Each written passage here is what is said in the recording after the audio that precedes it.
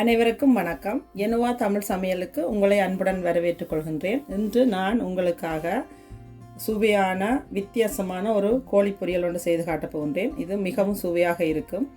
இந்த கோழி பொரியல் செய்கிறதுக்கு நிறைய நேரம் இல்லை. நீங்கள் இறைச்சியை பொரிச்சு கொண்டு இருக்கைக்கு வெங்காயத்தையும் வதக்கி மிகவும் இலகுவாக செய்யலாம். இதை நான் இப்போ உங்களுக்கு காட்டுறேன்.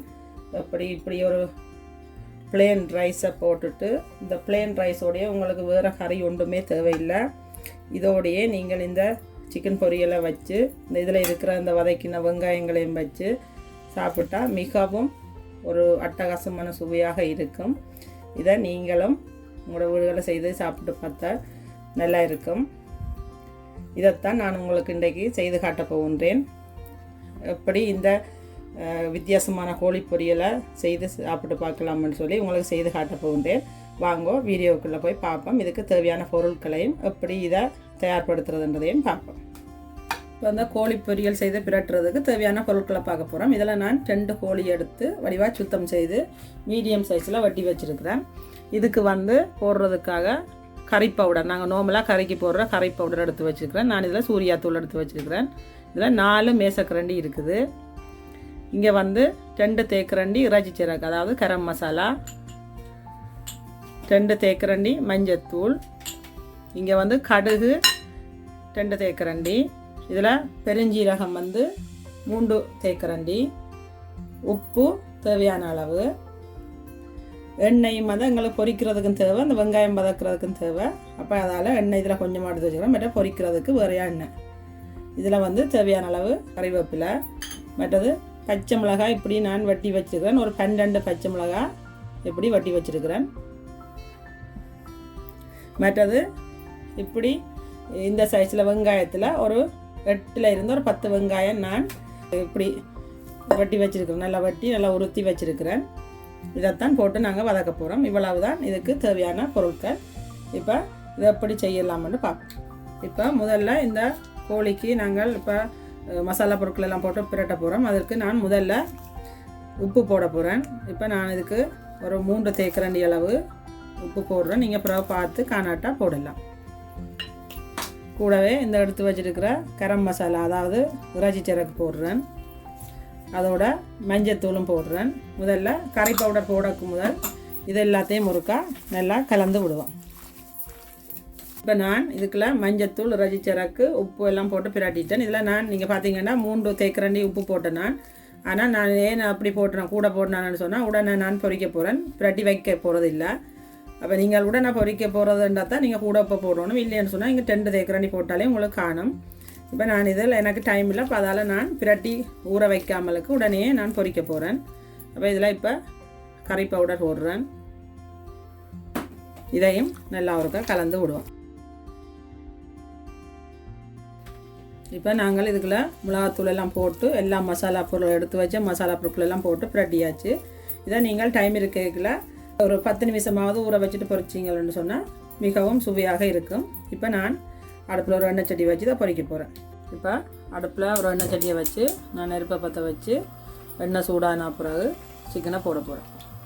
இப்போ பார்த்தீங்கன்னா எண்ணெய் நல்லா கொதிச்சுட்டு நான் கோழி துண்டுகளை இதுக்குள்ளே போடுறேன். நீங்கள் நிறையவும் போடக்கூடாது. சட்டிக்கும் அளவாகவும் எண்ணெய்க்கு அளவாகவும் தான் கோழி துண்டுகளை போடணும். அப்போ தான் கோழி வடிவாக பொரிஞ்சு வரும். இப்போ அடுப்பில் ஒரு சட்டியை வேறு ஒரு சட்டியை வச்சு, அங்கால மற்ற அடுப்பில் சிக்கன் பொரிஞ்சு கொண்டு இருக்குது. இப்போ அடுப்பில் ஒரு சட்டியை வச்சு நான் இந்த வெங்காயத்தை வதக்க போகிறேன். இப்போ எண்ணெய் சூடாகிட்டுது. நான் இப்போ கடுகு போட போகிறேன். கடுகு போட்டு கடுகு வெடிச்ச பிறகு பெருஞ்சீரகம் போட போகிறேன். கடுகு வடிச்சிட்டு பெருஞ்சீரகம் போடுறேன்.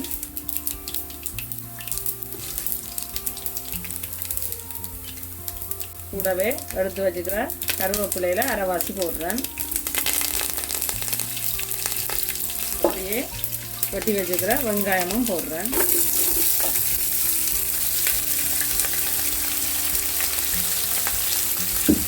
வெங்காயம் வந்து இதுக்கு நான் கொஞ்சம் கூடத்தான் போடுறேன். அப்போ தான் உங்களுக்கு இதெல்லாம் வதங்கி முடிய வெங்காயம் கொஞ்சமாக வந்துடும். அப்போ சிக்கனோட பிரட்டைக்கு உங்களுக்கு நல்லா இருக்கும்.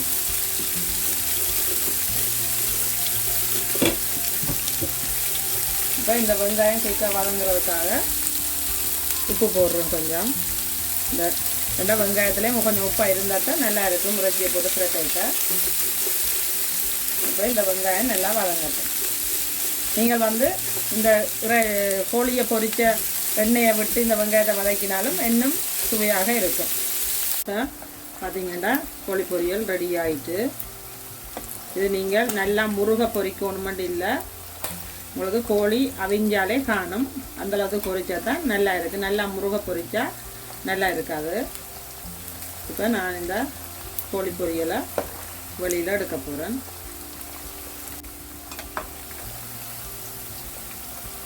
இப்போ எண்ணெயை நல்லா வடித்து கோழி பொரியலை நான் ஒரு பேப்பர் போட்டோட பிளேட்டில் வச்சு எடுக்கிறேன்.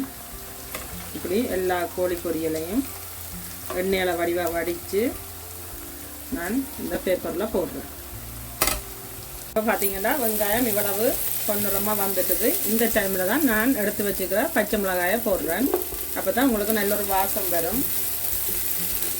ஏன்னா பச்சை மிளகாய் போட்டு ஒரு 2 நிமிஷம் நல்லா வாசம் வந்துட்டுது. இப்போ நான் இந்த பொரித்து வச்சுருக்கிற கோழியை போட போகிறேன். போடுறதுக்கு முதல் நான் இந்த எக்ஸ்ட்ராவாக இதில் இருக்கிற இந்த ஆயில்களை இப்படி நீங்கள் சரித்து கொண்டு இந்த ஆயில் எல்லாத்தையும் நான் எடுக்க போகிறேன்.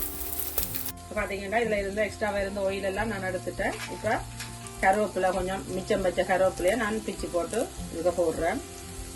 போட்டு ஒரு பிரட்டிட்டு நாங்கள் பொரித்து வச்சுருக்கிற கோழியை போட போகிறோம்.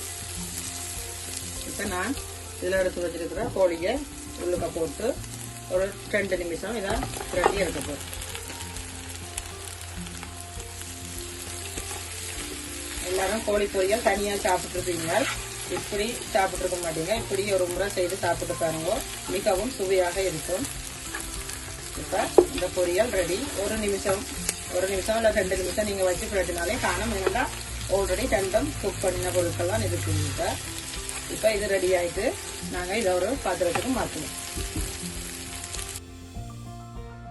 இதோ நாங்கள் செய்த வித்தியாசமான இந்த கோழி பொரியல் ரெடி ஆயிட்டுது. இது மிகவும் சுவையாக இருக்கும். கொஞ்சம் மொயில் தான், ஆனால் இருந்தாலும் எப்பயாலும் இருந்துட்டு ஒரு நாளைக்கு இதை சாப்பிட்றதால ஒன்றும் நடக்க போகிறதில்லை. இது மிகவும் சுவையாக இருக்கும். இதை நீங்கள் நல்ல பிளேன் ரைஸோடையோ அல்லது அவித்த கோதுமை மாவு புட்டோட சாப்பிட்டாலும் மிகவும் சுவையாக இருக்கும். இதை நீங்களும் உங்களோட வீடுகளில் செய்து சாப்பிட்டு பாருங்க. எப்படி இருக்குன்னு சொல்லி மறக்காமல் கமெண்ட்ஸ் பண்ணுங்க, லைக் பண்ணுங்க. இதுவரை எனது சேனலை சப்ஸ்கிரைப் செய்யாதாக்கள் சப்ஸ்கிரைப் செய்து கொள்ளுங்க. மீண்டும் இன்னும் ஒரு புதிய சமையலுடன் சந்திக்கும் வரை நான் உங்கள் ஜெனோவா. நன்றி.